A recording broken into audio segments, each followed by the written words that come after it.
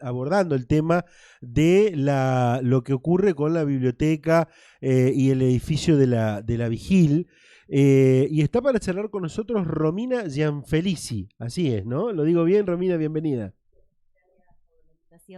Buenas tardes para todos, todas. Bueno, qué contundencia que ha tenido la marcha de la comunidad educativa de esta emblemática biblioteca y complejo cultural educativo, ¿no? Sí, de verdad que sí, fue para todos nosotros muy conmovedor ver allí a estudiantes, sus familias, vecinos y vecinas, socias y socios, agrupaciones sociales, sindicales, de los derechos humanos que se convocaron a acompañarnos.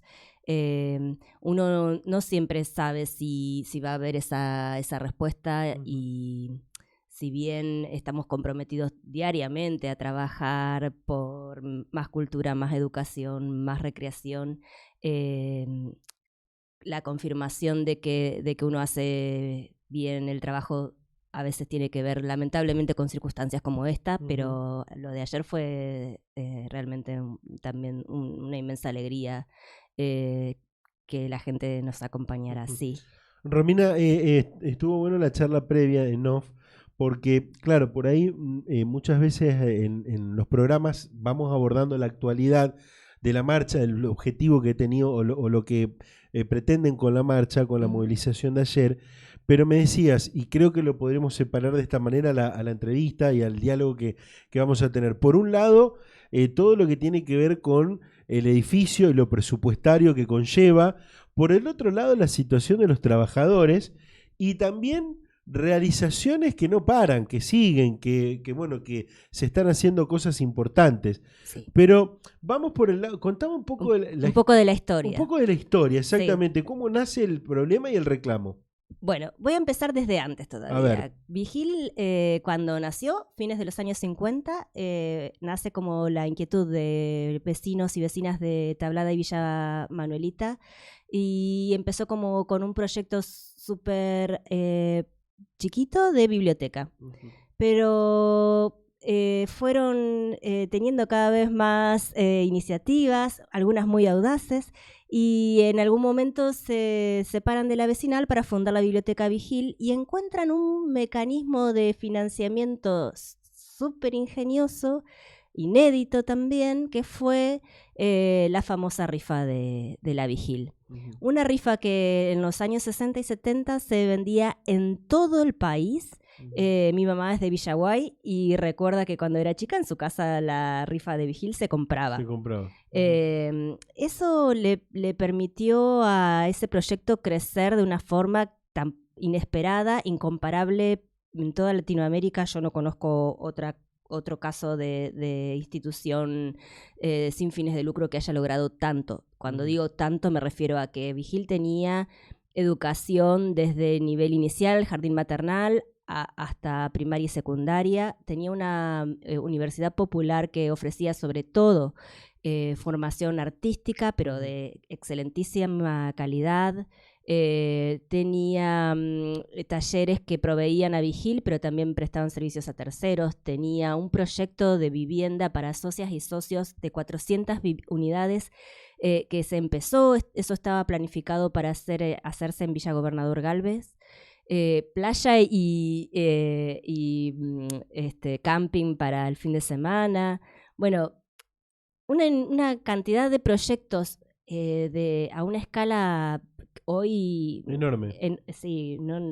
Inalcanzable para todos nosotras y nosotros, y que era eso, un ejemplo de cómo la colaboración, el trabajo comunitario podía resolver, no solo resolver problemas urgentes que en el principio tenía que ver con eso, sino proveer salud, vivienda, trabajo, educación de una forma, bueno, asombrosa, de verdad.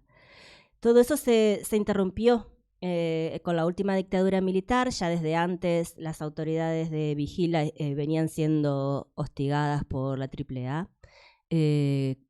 En 1977, cuando la biblioteca fue intervenida. se interviene en la biblioteca, se expropia a Vigil, se persiguen muchos de sus directivos, estuvieron presos, se persiguió también a algunos de sus estudiantes, y el gobierno militar y luego, bueno, a ver, que es algo que esto está hoy mismo es objeto de una investigación judicial, ¿sí? ¿Qué pasó con muchos de los bienes de Vigil? Porque estamos hablando de una cantidad de inmuebles que no solo eran los que están hoy donde funciona la biblioteca en las inmediaciones, sino que había bienes en islas del Paraná, por ejemplo. Había proyectos productivos que implicaban a criaderos de animales y otros proyectos agroproductivos en las islas del Paraná. De todo eso, digamos, solo sobrevivió una parte de las que la provincia, el Estado provincial, se apropió o tuvo la titularidad, perdón. Eso, bueno, en Vigil, quienes tengan un poco más de 40 años, pero funcionó durante mucho tiempo, incluso en democracia, el Ministerio de Educación. Las escuelas pasaron a ser de gestión provincial, sí, y siguieron funcionando en los edificios que originalmente, pero ya no con gestión de Vigil. Y bueno, incluso en democracia. A la vuelta de la democracia, estudiantes, socias y socios, vecinos, se vuelven a organizar para recuperar la biblioteca, y es algo que se logra en parte en 2008 cuando se recupera la personería jurídica, y en 2013 se consiguió la devolución de aquellos bienes que habían quedado en manos del Estado, del Estado provincial. Y esto es solo parte de lo que fue el patrimonio de Vigil. Se logra una parte de ese patrimonio. Esa parte, la parte que había quedado con titularidad del Estado provincial. Eso se devolvió. Se devolvió en unos inmuebles que estaban en condiciones muy malas.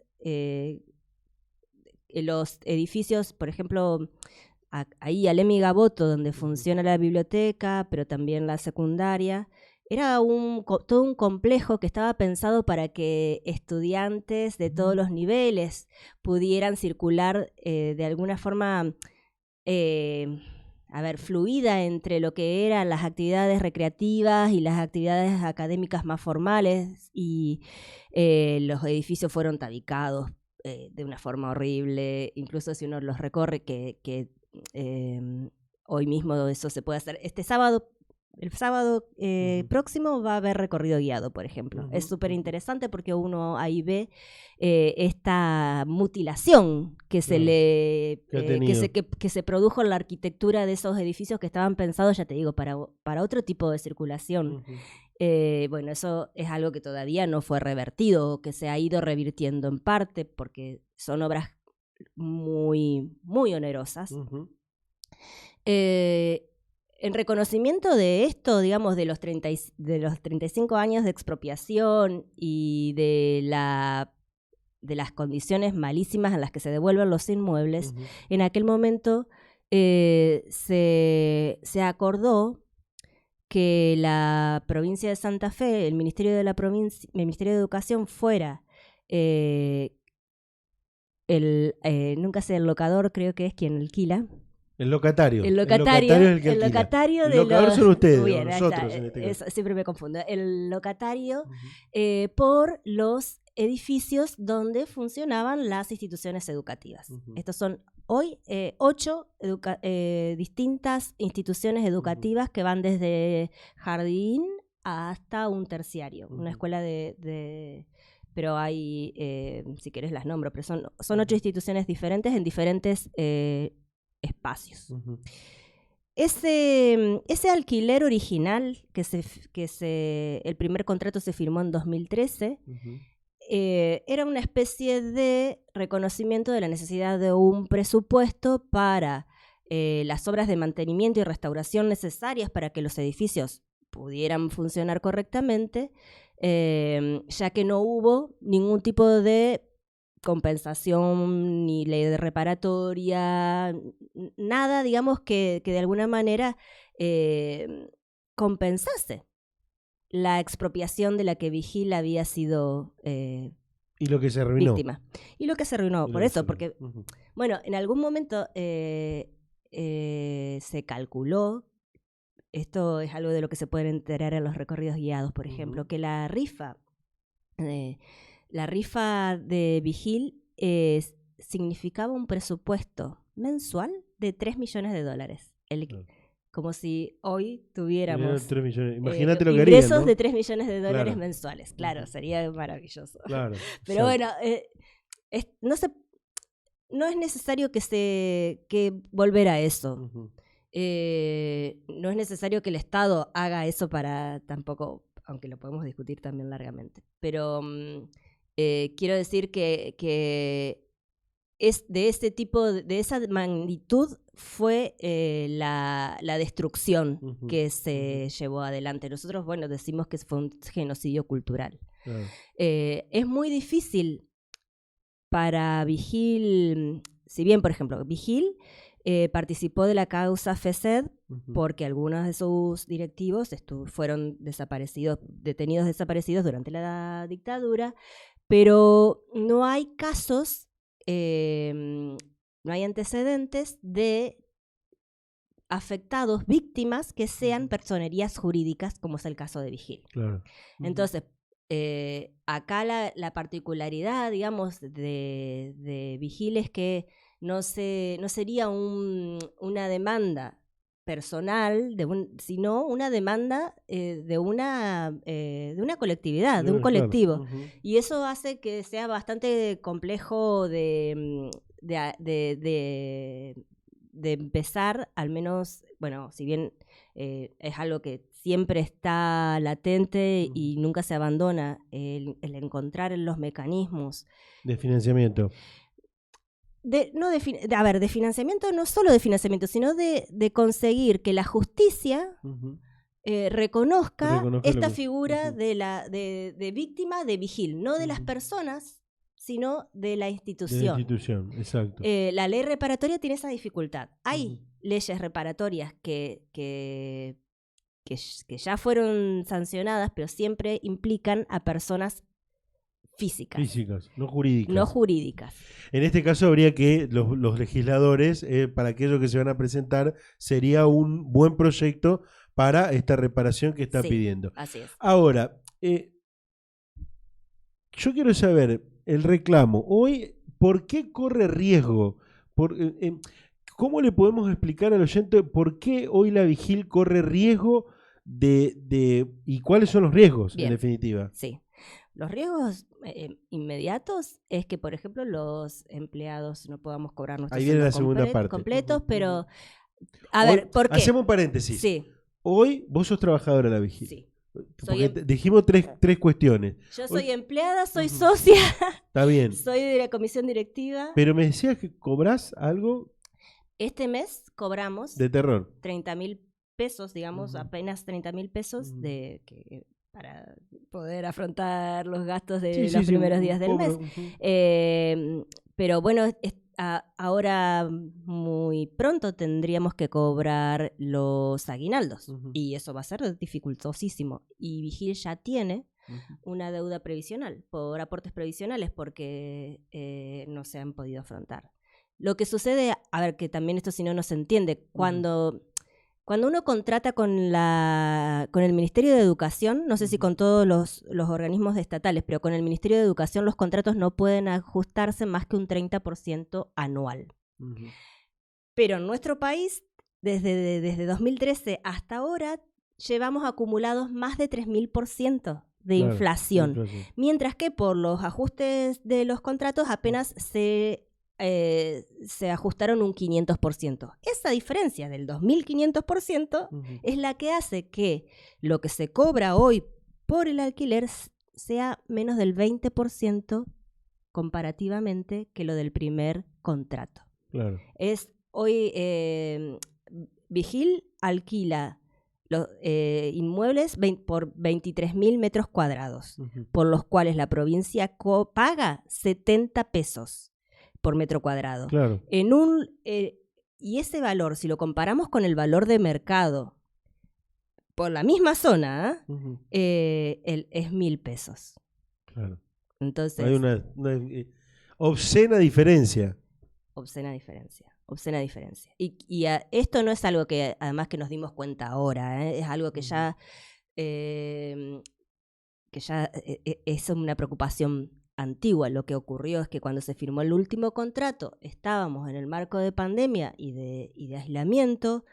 En ese momento las autoridades del Ministerio de Educación reconocieron que el valor estaba desactualizado, muy desvalorizado, pero que la alternativa que ellos ofrecían era abrir un proceso licitatorio, es decir, llamar a licitación a la que puede presentarse cualquier privado, pero además que no teníamos ninguna forma de calcular cuánto tiempo podía llegar a tardar en resolverse. En ese tiempo, no solo Vigil se quedaba sin ningún tipo de ingreso, en pandemia no había otra opción porque no había. Nosotros en este tiempo hemos conseguido encontrar fuentes de financiamiento gestionadas por nosotros para compensar esa diferencia que les contaba antes, pero en la pandemia, en el momento de aislamiento más cerrado, no había forma, ni siquiera las cuotas sociales, porque la gente no podía ir a Vigil a pagar su cuota. Así que en ese momento y frente a esa perspectiva, y además la perspectiva de que no solo de no saber Vigil cuándo iba a poder volver a tener ingresos, sino de no saber a dónde podían ir a parar las escuelas que están funcionando allí. Claro. Que si bien no son gestión de Vigil, sí son instituciones con las que hay un lazo histórico y afectivo, claro, que es lo que quedó demostrado ayer, que no es indiferente para estas instituciones estar en cualquier lugar. Es muy difícil pensar que haya por la zona, y además las escuelas tienen que estar entabladas, no pueden radicarse en cualquier lugar de la ciudad. Eso sería muy difícil pensar que haya alguna alternativa para que esas escuelas se alojen correctamente. Pero en ese momento, en esas circunstancias, digamos, se decidió que se firmaba nuevamente el contrato con el compromiso también informal del Ministerio de la Provincia de buscar alternativas que compensaran ese desfasaje, cosa que no ocurrió.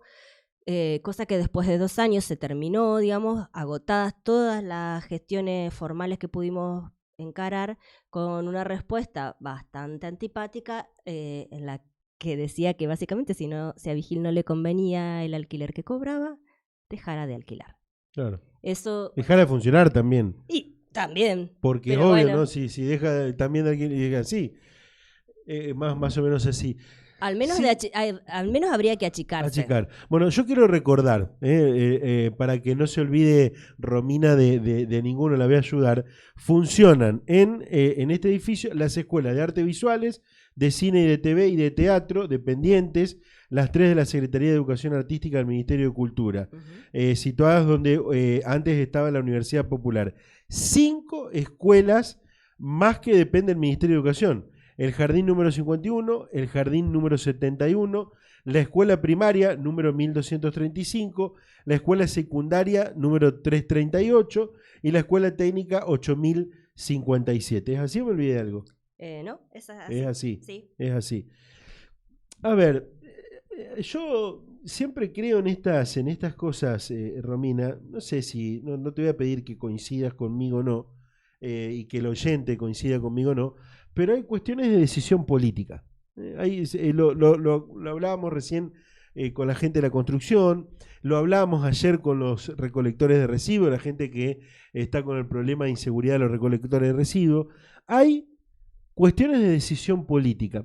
Si hoy la decisión política pondría coherencia, ¿cuánto es el dinero que se necesita para estabilizar todo hoy? Yo no tengo el cálculo, pero imagínate que por eso habrá que hacer un paralelismo. Más o menos. Más o menos, pero por eso, si hoy lo que se cobra hoy es el 17%, eso... multiplicarlo. Claro, y a ver, y tiene deuda, no importa. ¿Tienen deudas? Esa de la de AFIP. Porque debería ser por para aportes atrás, previsionales. Claro. Que se originó, esa deuda pero bueno, fue una decisión también que tomamos de forma conjunta, digamos, de lo que podía dejarse de pagar. Claro. En lugar de no pagar, por ejemplo, los servicios de quienes coordinan talleres, que sí están cobrando todas sus horas, bueno, los aportes previsionales es la jubilación, digamos, entonces eso es algo que uno no necesita urgentemente, pero sí se paga la obra social para que ninguno nos quedemos sin obra social. Claro. Y bueno, esa deuda se originó ahí cuando estábamos en pleno aislamiento, que además una medida que defendimos y también nos trajo ciertos conflictos, pero que defendíamos porque entendíamos que era una forma de trabajar por la salud de todos y todas, y entonces la hicimos con mucha responsabilidad, y en ese momento absolutamente todas las fuentes de ingreso que no fueran este alquiler quedaron suspendidas. Entonces, bueno, en ese momento no fue posible afrontar esa deuda y está allí, la refinanciamos en la medida de lo posible. También hay, digamos, AFIP en ese sentido es una institución absolutamente inalcanzable. Claro. No hay ningún interlocutor, ninguna persona que pueda a la que uno pueda apelar para explicarle las particularidades de Vigil. Podrían ser los legisladores nacionales. Podrían ser. ¿Se acercó alguno? No, de Nación nadie. Nadie. No. Romina, justamente esto también quiero que me cuentes, porque a ver, primero, ¿desde ayer o desde las últimas semanas? Porque ayer se hizo la movilización, sí, pero ya viene hace varias semanas. ¿Hubo comunicación con el Ministerio de Educación, con alguien de la provincia? Al momento, desde ayer a hoy, nada nuevo. Sí, cuando se publicó, hará un mes que se decidió ir a los medios, lo que hubo fue la oferta de un subsidio extraordinario de 2 millones de pesos o algo así, digamos, no estoy siendo precisa, por única vez. Pero lo que yo te decía, cualquier obra en Vigil es de un presupuesto mucho más alto que eso, porque se trata de instalaciones que ocupan más de una manzana, porque está donde está la biblioteca, que es donde está el jardín y la secundaria y el terciario, eso es casi una manzana, pero también donde está el Jardín 51 y la escuela primaria, que si pasan por Alem y Galvez van a ver un parque precioso, bueno, toda esa cuadra también son inmuebles de Vigil, y por eso la dimensión, la escala de las obras que hacen falta hace que eso sea nada, ni un parche. Y era por única vez. Te voy a poner un apriete. Otra más. Yo te voy a contar una cosa que me pasó a mí ahora la semana pasada. La biblioteca, entre otras cosas, tiene una editorial. El proyecto editorial fue convocado para participar del MICA, que es el Mercado de Industrias Culturales de Argentina, en Buenos Aires, por el Ministerio de Cultura de la Nación. Ellos nos invitaron a participar de esa instancia. El MICA es un programa que promueve acuerdos comerciales, sobre todo, para las industrias culturales. Aceptamos esa invitación, fui yo personalmente, y el viernes, después de una ronda de negocios, nos convocaban a todas las personas que estábamos de la provincia de Santa Fe a sacarnos una foto. Bueno, yo me acerqué allí y estaba el ministro de Cultura, Jorge Lionch. Él estaba saludando allí a quienes estábamos presentando nuestros proyectos, algo que yo entiendo que está bueno, digamos, entiendo la foto y entiendo que está bueno también cuando se hacen cosas buenas publicitarlo. Y él, bueno, nos reunió para conversar antes de esa foto, hizo referencia a los discursos de inauguración de esas jornadas que decían de la importancia de las políticas públicas para la promoción de la cultura y la importancia de la cultura para la identidad de las personas, para ofrecer oportunidades de arraigo y para promocionar la calidad de vida de todos. Con lo cual, también acordamos absolutamente. Bueno. Pero entonces, cuando él terminó de hacer referencia a todo eso, yo pedí hablar. Me dijo que sí, entonces le dije que estaba en representación de la editorial Biblioteca y de la Biblioteca Vigil y que nosotros estábamos atravesando un momento muy difícil. Le pregunté si estaba enterado. Me dijo que sí y me invitó a contar de qué se trataba. Allí había alrededor de 20, 30 personas que éramos los quienes habíamos ido desde Santa Fe. Empiezo a contar. Bueno, como se darán cuenta, es como bastante complejo sintetizar. Y en algún momento viene alguien del equipo a pedirme por favor que siguiera luego, porque teníamos que sacarnos la foto, porque los trabajadores de comunicación se retiraban. Y que ella, esta mujer que no sé su nombre, personalmente me gestionaba una reunión con el ministro para después. Bueno, interrumpí el relato, claro. Se hizo la foto y después me acerco a ella, le digo, bueno, acordemos esa reunión porque me interesa. A ver, quiero aclarar además que nosotros hace mucho tiempo pedimos reunirnos con el ministro de Educación. De Cultura. De Cultura, perdón, de Cultura, sí. De Cultura.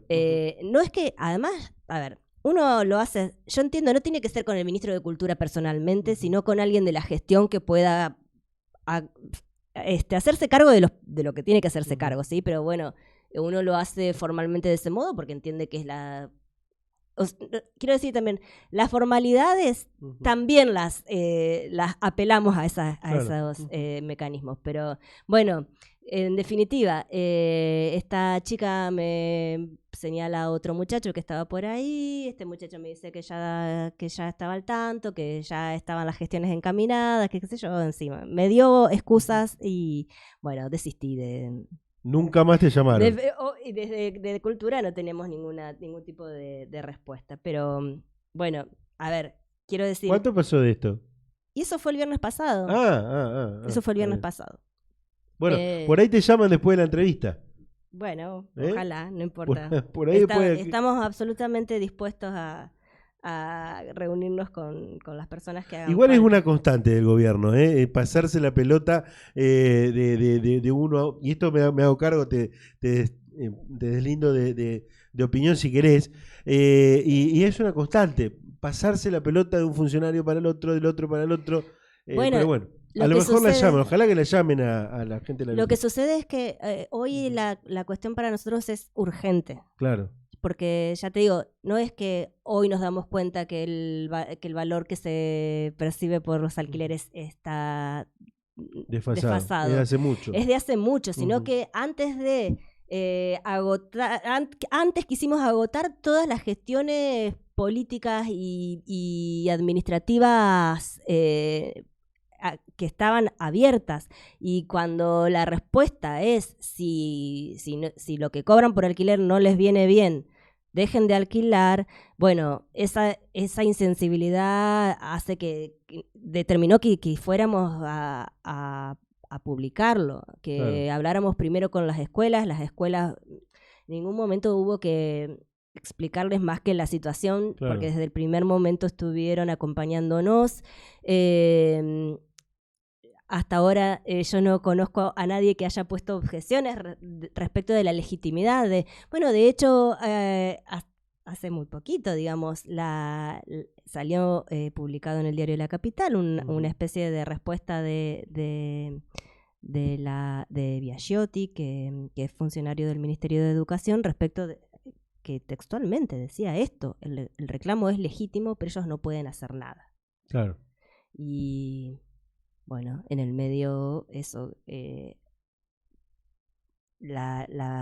que continuar funcionando, Vigil para funcionar cada día requiere un presupuesto alto, pero no caro, porque sería errado decirlo, ya te digo. Sí, en comparación con todas las cosas que se hacen, que es un poco también lo que les quiero contar después. Pero básicamente, porque también quiero resumir y que quede claro, lo que nosotros demandamos, los tres puntos principales de nuestra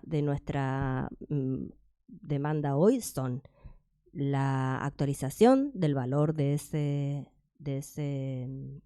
alquiler, que el Estado se responsabilice por el deterioro y por el mantenimiento de los edificios en los que funcionan las escuelas,